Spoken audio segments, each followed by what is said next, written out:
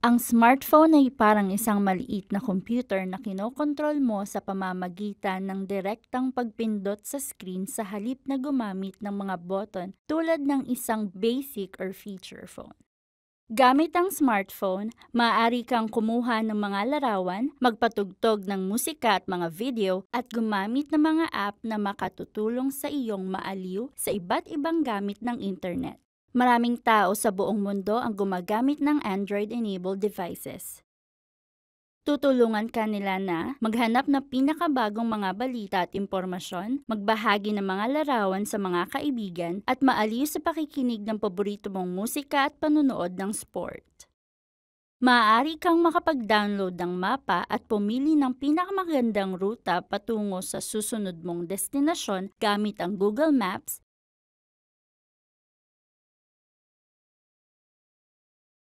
o matuto ng bagong kasanayan sa YouTube.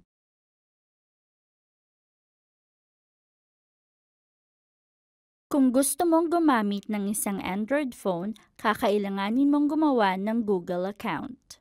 Ang Google account ay isang mahalagang bahagi sa paggamit ng iyong Android mobile phone. Sa tulong nito, maaari kang makapag-download ng mga app gaya ng Chrome, Gmail, YouTube, Maps, at Google Assistant, at magiging madali para sa iyo na gamitin ito. Makatutulong din ang pagkakaroon ng Google account na isave ang lahat ng impormasyon mo tulad ng iyong mga contact, app at larawan sa isang lugar. Gamit ito, madali mo ring maililipat ang iyong impormasyon sa panibagong mobile phone kapag kinailangan. Maaari mo ring protektahan ang nilalaman ng iyong Android phone sa tulong ng ilang simpleng hakbang. Halimbawa, maaari kang gumawa ng PIN o password para hindi magagamit ng ibang tao ang phone mo kung mawala o manakaw ito.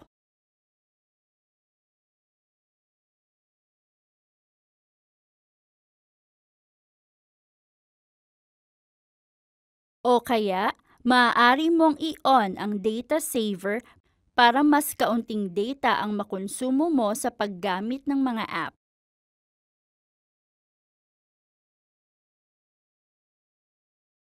Ang paggamit ng Android phone ay makatutulong para makita at masubukan ang malawak na kakayahan ng internet.